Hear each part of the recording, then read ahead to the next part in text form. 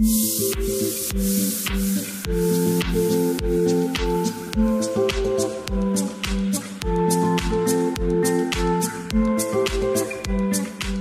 sering menerima keluhan dari klien, juga keluhan-keluhan yang biasanya mereka chat lewat inbox, lewat media sosial saya ya, atau lewat chatting langsung gitu. Keluhan-keluhan itu biasanya berhubungan dengan keadaan mereka. Ya, ada yang mengeluh karena ditinggal pacar, ada yang mengeluh karena tidak punya pacar ya, atau setelah punya pacar dia mengeluhkan pacarnya. Artinya mereka sama-sama mengeluh baik punya pacar ataupun tidak punya pacar ya. Iya, sebagian yang sudah menikah juga begitu. Ada yang awalnya dia baru menikah begitu ya, ngeluhin tentang pasangannya ya, atau mengeluhkan tentang keadaan ekonominya yang belum membaik. Ada juga yang mengeluh karena belum menikah. Jadi usia saya ini sudah harusnya menikah kok belum menikah, ada ya. Nah kemudian yang menikah juga, yang belum punya anak juga ada yang mengeluh ya gimana ya gitu, masalah dalam hidupnya ya.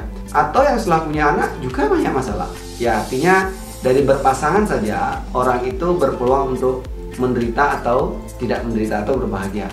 Sebagian yang punya usaha ya, punya bisnis ya mengeluh juga karena punya bisnis terlalu banyak, atau yang bisnisnya belum terlalu maju, atau yang belum punya bisnis juga mengeluh. Punya uang banyak juga yang mengeluh karena punya uang. Ada juga yang karena tidak punya uang. Nah artinya begini, keadaan-keadaan itu tidak menentukan tingkat kebahagiaan kita. Kita bisa bahagia atau tidak bahagia bukan karena keadaan. Mau punya pasangan, punya pacar, tidak punya pacar, menikah, tidak menikah, punya tidak punya anak, punya uang, tidak punya uang, punya bisnis, tidak punya bisnis, sama aja. Sama-sama bisa menderita, tapi juga sama-sama bisa bahagia. Nah, dari sinilah kita bisa belajar bahwa sesungguhnya yang membuat kita bahagia atau menderita sebenarnya bukan keadaan, tapi cara kita menghadapi keadaan itu. Kemampuan kita, baik itu kemampuan berpikir, kemampuan mengelola emosi, kemampuan energi kita sudah sanggup atau tidak, sudah siap atau tidak ya. Intinya kebahagiaan itu adanya di dalam, bukan di luar. Ya, kebahagiaan yang datang dari luar itu pasti punya dua kutub. Ya, kadang bahagia sebentar, senang begitu, kadang keadaan sesuai keinginan, tapi lebih banyaknya tidak sesuai. Ya, artinya kita akan terus mencoba mencari titik puas, titik bahagia kita di luar. Punya ini kurang ini, punya itu kurang ini gitu ya. Nah, di sini kita belajar bahwa hidup itu adalah sebuah penderitaan tanda tanya. Judulnya ya. Artinya apa? Hidup ini bisa jadi juga sebuah kebahagiaan. Tergantung nih kemampuan kita sekarang. Tergantung cara hidup kita, cara memandang, cara berpikir ya, tadi cara mengelola emosi dan cara mengelola energi yang ada dalam diri kita ini, sehingga akhirnya kita mampu untuk menangani hidup.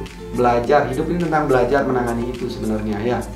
Nah, sebagian malah berkata ini karma saya. Ya, saya menjalani karma. Betul, ini karma. Apa itu karma? Karma itu artinya perbuatan.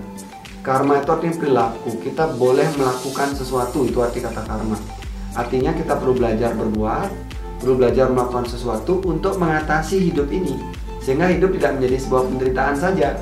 Hidup bisa menjadi sebuah kebahagiaan jika kita mau berkarma, mau berbuat. Selalu ada pilihan untuk berbuat ya. Beda ketika kita punya keterbatasan ya, baik mental, keterbatasan fisik, ini kita memang mereka butuh bantuan kita. Tapi kita yang sewajarnya punya pikiran, tubuh, fisik, punya emosi yang bilanglah stabil, normal begini, selalu ada pilihan untuk berbuat dalam segala keadaan. Semoga video ini tidak menggurui. Jujur terus terang saya juga masih sedang belajar hidup, belajar bagaimana menjalankan hidup. Semoga menginspirasi. Sampai jumpa di video selanjutnya.